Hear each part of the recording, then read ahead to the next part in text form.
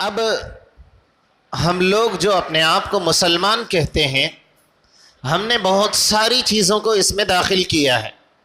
جو بہت ساری چیزیں وہ ہے جو علماء نے لکھا کہ ایران سے ہوتی ہوئی ہندوستان آئی ہے، اور پھر ہندوستان میں اس کو پرانے زمانے کے جو بادشاہ ہے ان لوگوں نے اس کو رائج کیا، تو پھر وہ چیزیں چل پڑی، اس پر زور دیا اور ہندوستان میں یہ چیزیں آہستہ آہستہ پھیلی. اس ماہ میں کچھ کام ہوتے ہیں،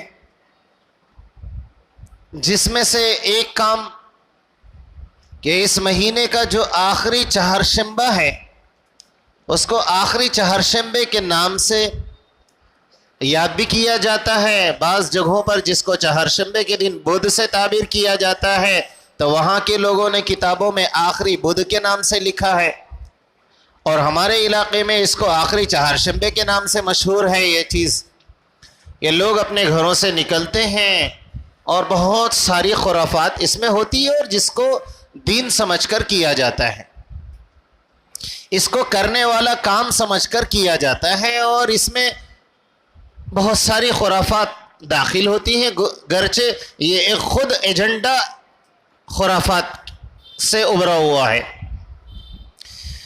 حضرت مفتی اعظم شفیع صاحب رحمہم اللہ تحریر فرماتے ہیں، یہ جو آخری چہارشنبہ تھا ہم سب کے آقا دونوں جہاں کے سردار حضرت محمد الرسول اللہ صلی اللہ علیہ وسلم کے عمل کو بتاتے ہیں. جو لوگ آخری چہارشنبہ مناتے ہیں وہ لوگ وجہ تسمیہ یہ بیان کرتے ہیں کہ ہمارے نبی صلی اللہ علیہ وسلم نے صحت یابی کا غسل کیا تھا.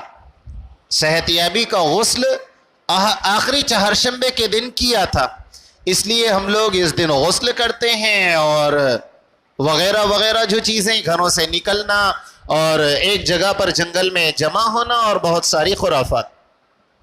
لیکن مفتی اعظم حضرت مفتی شفیع صاحب رحمہم اللہ تحریر فرماتے ہیں کہ ہمارے نبی کے زمانے میں جب دونوں جہاں کے سردار بیمار ہوئے تو اس کی تاریخ لکھتے ہیں کہ آخری چہارشنبہ تھا سفر کا. آپ اپنے گھر سے نکل کر قبرستان گئے، بقیع غرقد.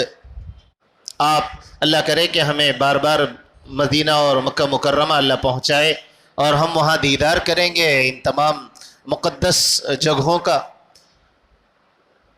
بقیع غرقد اللہ کے نبی صلی اللہ علیہ وسلم پہنچے، اور آپ نے وہاں کے مرحومین جو قبر میں ہیں ان کے لیے دعائیں مغفرت کی، اور آپ وہاں سے لوٹے تو آپ بیمار ہوئے.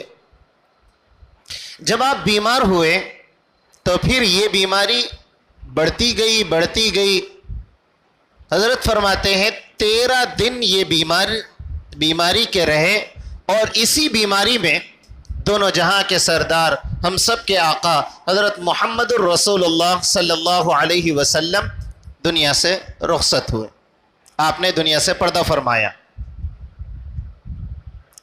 بات تو سمجھ میں آئی ہوگی کہ آخری چہارشنبہ یہ خوشیاں منانے کا دن نہیں ہے، بلکہ واقعہ پس منظر یوں لکھا. فقیہ وقت حضرت مولانا رشید احمد گنگوہی رحمۃ اللہ علیہ اس بارے میں لکھتے ہیں، دین و شریعت میں آخری چہارشنبے کی کوئی حیثیت نہیں ہے، کوئی حیثیت نہیں کہ اس دن کچھ کرنا ہے، اس دن کچھ کام ہے، اس دن سیر و تفریح کرنا ہے، اس دن صحت یابی کا غسل کرنا ہے، یا اس کے علاوہ شریعت ہم کو کوئی کام دیتی ہے. حضرت مولانا رشید احمد گنگوہی رحمۃ اللہ علیہ کی تحریر ہے جس میں آپ نے صاف لکھا کہ کوئی آخری چہارشنبے کی دین و شریعت سے کوئی اصل نہیں ہے. لیکن حضرت نے لکھا کہ جس وقت ہمارے آقا ہمارے سردار بیمار ہوئے تو یہ بیماری کا سبب یہودیوں کو خوش کرنے والا تھا. یہودیوں نے اس دن خوشیاں منائی. اب اس سے یہ سمجھ میں آیا آخری چہارشنبے کو خوشیاں منانا یہ مسلمانوں کا عمل نہیں ہے، یہودیوں والا عمل ہے. غیر ایمان والوں کی یہ حرکتیں ہیں، مسلمانوں کا یہ عمل نہیں ہے. یعنی اللہ ہم سب کی حفاظت فرمائے ایسے کاموں سے جن کاموں سے ہمیں بچنا چاہیے. آخری چہارشنبے کے نام پر تفریح ہوتی ہے،